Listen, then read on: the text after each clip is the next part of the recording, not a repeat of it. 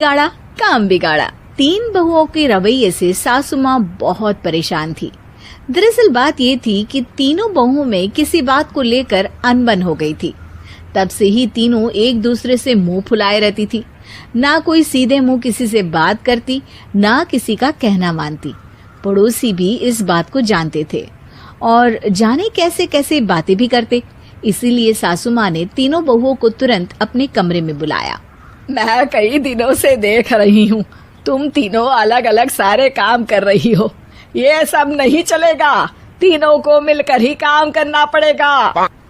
सास की बात सुनकर एकदम से बड़ी बहू बोल उठती है। नहीं मम्मी जी, मैं इन दोनों के साथ कुछ नहीं कर सकती। मैं इस घर की बड़ी बहू हूँ, फिर भी ये मेरा कहना बिल्कुल भी नहीं मानती। अरे जेठानी जी, जानबूझकर मुझे डबल काम करवाती है आप। और छोटी मुझसे टेढ़े मुंह ही बात करती है। इन दोनों के बीच हमेशा सैंडविच बन जाती है मेरी, और मैं हमेशा आलू की तरह बीच में मसली जाती हूँ। मम्मी जी, इन दोनों को लगता है कि मैं छोटी हूँ तो इनके पैरों तले दब जाऊंगी, लेकिन नहीं, मेरा भी उतना ही अधिकार है जितना इन दोनों का है। बड़ी आई दोनों मेरी चुगली करने के लिए, मुझे क्या कम समझ रखा है। तीनों बहू एक दूसरे से बहस करने लगती है और सास दोबारा ये देखकर टेंशन में आ जाती है और सबसे कहती है, चुप हो जाओ, अब से तुम तीनों सारे काम एक साथ करोगी।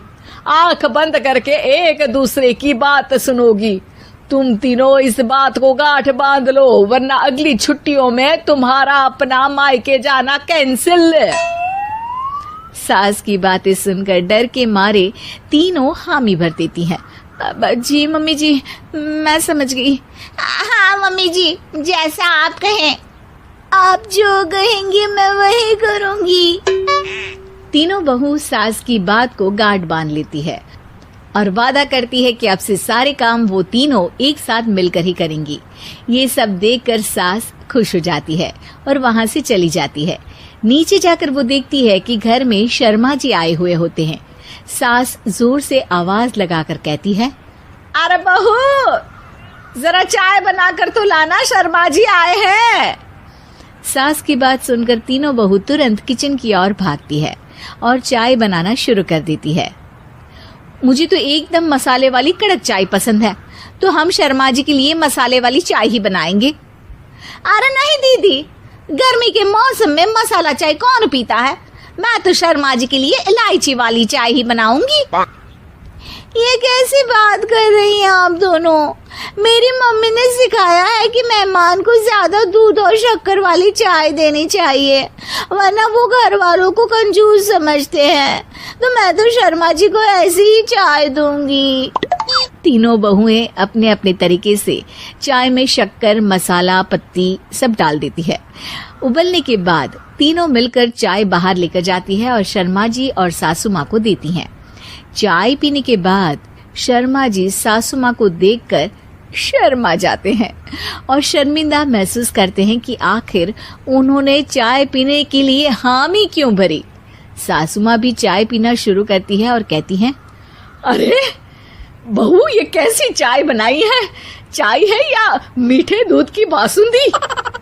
हाँ, चाय अच्छी नहीं लगी क्या? कोई बात नहीं, हम पराठा बनाकर लाते हैं। चलो चलो अंदर। हाँ हाँ चलो। हाँ आती हूँ मैं भी। नहीं नहीं, मेरा पेट चाय ने ही चौपट कर दिया, वही काफी है। पराठे से पोपट नहीं करवाना, मैं तो चलता हूँ। शर्मा जी चुपचाप पतली गली से निकल जाते हैं। अगले दिन सास बहुओं से कहती है, अरे बहू, जाओ जाके ऊपर के गेस्ट हाउस की सफाई कर दो। कल हमारे यहाँ मेरे दूर के रिश्तेदार आने वाले हैं, तो पूरे कमरे को चमका देना, समझी? तीनों बहू सास की बात को मानकर ऊपर सफाई करने चली जाती हैं और तीनों कमरे की सफाई चालू कर देती है। बड़ी बहू मकड़ी के जाले साफ करती है, तो बीच वाली झाड़ू लगाना और छोटी वाली सर्फ डालकर जमीन धोना शुरू कर देती है। अरे दीदी, जेठानी जी, अभी मैंने पूरी फर्श धोई और आप फिर से धूल नीचे गिरा रही हैं।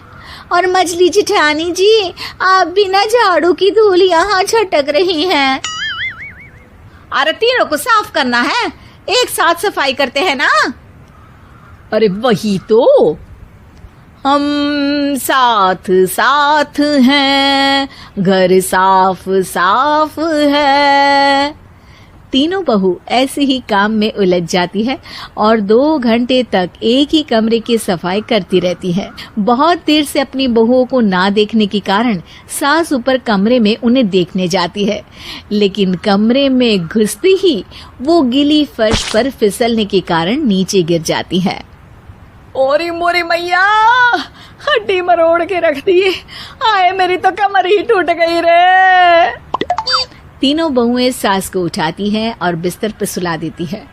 अरे मेरे हाथ पैर दर्द कर रहे हैं, दबा दो, आराम मिलेगा। हाँ जी माँ जी। अरे जी माँ जी माँ जी। और तीनों बहुएं एक साथ सास के हाथ को दबाना शुरू कर देती हैं। माँ की तो चीख ही निकल जाती है और नतीजा ये होता है कि सास के बचे हुए शरीर में भी दर्द उठ जाता है। हाय राम, ये क्या कर दिया तुम तीनों ने। अरे मेरी तो किस्मत ही फूटी है कि तुम जैसी बहुएं मुझे मिली। हे भगवान, पूरे शरीर में दर्द बढ़ गया है। अब तो पता नहीं कि चल भी पाऊंगी या नहीं। माफ करो, मुझे गलती हो गई मुझसे कि तुम तीनों को एक साथ काम करने के लिए बोला। सोचा था तीनों मिलके अच्छे से काम करेगी, लेकिन बड़े बुजुर्ग सही कहते थे कि 3 तिगाड़ा काम बिगाड़ा। तुम लोगों ने ये बात ना आज साबित करके दिखा दी।